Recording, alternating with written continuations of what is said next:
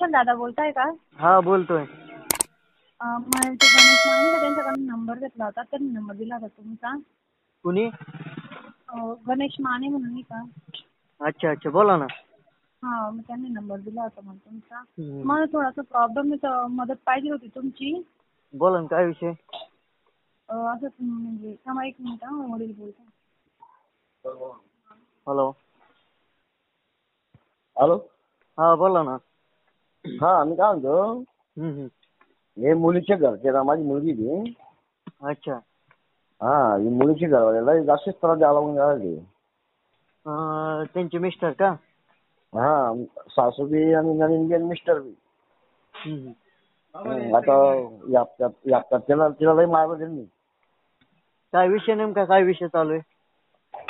विषय असा आहे तो, घराचा विषय म्हणजे तो माणूस लक्ष देतच नाही घरात. अच्छा.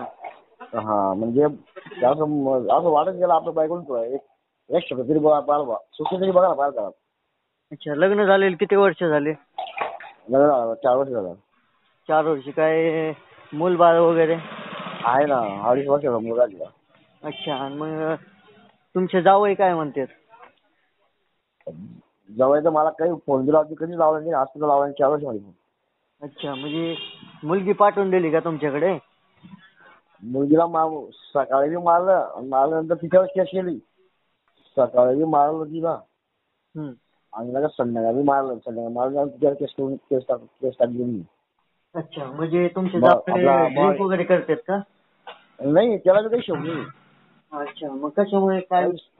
काही शोक नसताना नाही, फक्त आईचं आणि बहिणीचं दाखवत होतं. आई जे झालं तेच करेल, बहीण जे झालं तेच करेल, दुसरं काही कोणाचं काही झालं. अच्छा. हा, मग आता काय म्हणताय, मग नांदायला न्यायचं बोलताय का नाही बोलताय? त्यांनी मारून दाखवून दिली. 2-3 दिवस पुढे राहिली ती. आणि तपास करायला इकडं पाय तिकडं पाय, नातेवाईकांना फोन लाव. त्या जामजामध्ये नाशिक निघून गेली ती. नाशिकतून वापस आली, कसं तिला आली ती मालेगावला आली, मग तिच्या मामाकडं. तिचा मामाचा फोन मला रविवारी आला संध्याकाळी 6:30 वाजता. अच्छा.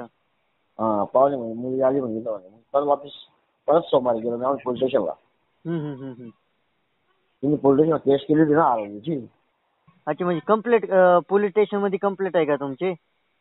हा, कंप्लेंट केलेली होती मला, मी मोज आलो होती. अच्छा. हा, हो, चालेल. ऐका ना. हॅलो. हा ताई, तुमचे मिस्टर तुमच्या सोबत राहायचं बोलताय का डिवोर्स मागताय? ते म्हणजे ते काय म्हणजे ते म्हणताय निघून जा म्हणे, इथं राहू नको म्हणे, तू असं सांगताय ते.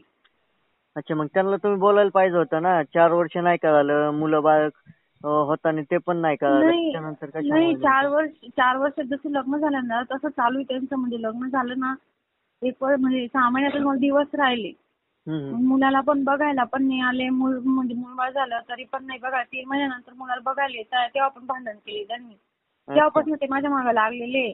आणि मुलाला पण म्हणजे असं त्यांना मुलगा पण नकोय असं केलेलं आहे त्यांनी. आणि असे म्हणजे माझे व्हिडिओ वगैरे असे फोटो वगैरे बनवून असे बनवून टाकलेले त्यांनी. अजून आता कळायला पाहिजे तुमच्या मिस्टरला सुद्धा. बायको आहे म्हटलं, बायकोचे असे कोण करतं का? तर ब्लॅकमेल करता येते आता की तुम्ही नातेवाईकांना असं फोटो पाठव असं सांगता येते. आणि तुम्ही म्हणजे माझं ते म्हणजे मी पहिले कॉलेजमध्ये माझा एक मित्र होता ना, त्याच्यासोबत म्हणजे असं काही अफेअर वगैरे नव्हतं माझं. फक्त आम्ही बोलायचो, फक्त त्याच्यासोबत सेल्फी घेतले तर ते फोटो पण त्यांनी व्हायरल करून दिले त्यांनी. तिच्या मुलासोबत तुझं अफेअर होतं म्हणून. कुठे इंस्टाला टाकलीत का युट्यूबला? नाही, इंस्टाग्रामला कुठंच टाकलेलं नाही त्यांनी. फक्त म्हणजे पप्पांना दाखवले होते फोटो आणि रेकॉर्डिंग मध्ये असं ऐकवता येते की तुमची मुलगी त्या मुलासोबत बोलायची म्हणे असं तसं. आणि तिथं 4-5 मुलांसोबत अफेअर चालू आहे म्हणे असं सांगता येते. अच्छा, म्हणजे आणि तुमचं काय म्हणणं आहे, तुम्हाला राहायचंय का नाही राहायचं तुमच्या मिस्टर सोबत? नाही, मग आता एवढं जर झालेलं आहे तर मग काय राहायचं मग त्यांच्यासोबत असं. अच्छा, काय नाव आहे तुमच्या मिस्टरचं? दीपक पंढरीनाथ बोरसे. अच्छा, आणि तुमचं? आणि माझं प्रतिभा दीपक बोरसे. अच्छा, ठीक आहे. मला व्हॉट्सअपला तुमच्या मिस्टरचा नंबर टाका, बोलतो मी त्यांना. जेवढी आणि मी केस केलेली म्हणजे इथं महिला म्हणून मधुराला टाकलेली मी. नाही तर उद्या 2 तारीख दिलेली मला. अच्छा, म्हणजे तुमचं फायनल डिवोर्सवर आलंय का डायरेक्ट? मग घ्यायचंच आहे म्हणजे मग मला आता मग असं. अच्छा. मग काय तुमचे मिस्टर वगैरे सही वगैरे देत नाहीत का डिवोर्स साठी? नाही तसं काय माहिती नाही, आता उद्या गेलं ते कळेल की म्हणजे मला लवकर डिवोर्स घ्यायचा आहे त्यांच्याकडनं असं. अच्छा चालतंय, तरी पण मला नंबर व्हॉट्सअपला मेसेज करा त्यांचा, बोलतो मी त्यांना. हो चालेल ठीक आहे. ओके ओके चालेल. हॅलो हॅलो, दीपक पंढरीनाथ बोरके बोलताय का? हो बोला. विशाल भंडारी बोलतोय, टायगर ग्रुप महाराष्ट्र राज्य. हा बोला. म्हटलं सर आपल्याकडे कंप्लेंट आली तुमच्या वाईफची, प्रतिभा दीपक बोरके. हो. ते काय विषय आहे सर? कुठं आली कंप्लेंट साहेब? टायगर ग्रुप महाराष्ट्र राज्य. केव्हा आली कंप्लेंट? 2-3 दिवस झाला आली. ते पण बोलताय मला नाही राहायचं तुमच्यासोबत. तुम्हाला पण नाही राहायचं का? हो साहेब. हा बोला ना. हॅलो साहेब. हा बोला ना. आपल्याला तर करायचं होतं संसार, पण ते मिसेसने एवढं हे केलंय, आता काय सांगू. अच्छा. मी काय म्हणतो साहेब, हा आता डिलिव्हरी झाली त्यानंतर त्यांनी रूम चेंज केला आम्ही. असं आता घर बांधकाम केलं साहेब आम्ही पण. हो. अच्छा. बोला ना. हॅलो. पुढे बोला ना, ऐकतो मी, बोला ना. तर 2-2.5 वर्षापासून सांगते मिसेस फारकती घ्यायची असं. अच्छा. ठीक आहे. हॅलो. त्यांचा पण मला फोन आलता. हॅलो साहेब. हा बोला ना. आणि कंटिन्यू फोन चालू होता साहेब तिचा. फोन मध्येच राहते ते 24 तास. अच्छा. हो. ठीक आहे. त्यांचा मला फोन आलता 2-3 दिवस झालं. ते पण बोलले, त्यांचे वडील पण बोलले. हो. ते म्हणतात मुलाला पण राहायचं नाहीये आणि मुलीला पण राहायचं नाहीये. मग दोघाला पासून नसेल राहायचं तर मग जाऊन त्या डिवोर्स देऊन टाका. मग कशाला हाताने पुढे मॅटर वाढवण्यापेक्षा, मोकार भांडणं वगैरे होण्यापेक्षा. बरोबर आहे ना? हो. हॅलो साहेब. हा बोला ना. काही गोष्टी तुम्हाला मजा येईल, पण आणि मी काय म्हणतो साहेब, हा आता मागे बी चालतंय. ओरिजिनल फोटो आहे साहेब माझ्याकडे चॅटिंग वगैरे. अच्छा. किती वर्ष झालं तुमचं कोर्टामध्ये मॅटर चालू आहे? काय नाही कोर्टामध्ये काय, आताच महिला मंडळमध्ये केस नोंदली होती. तुम्ही कुठून बोलता आता? बीड जिल्ह्यामधून बोलतोय मी. बीड जिल्ह्यामध्ये गेले असं? नाही ना, त्यांनी युट्यूबला, आपण सोशल मीडियावरती काम करतो ना मी, त्यांनी तिथे नंबर पाहितला, तिथून मला कॉल केलता.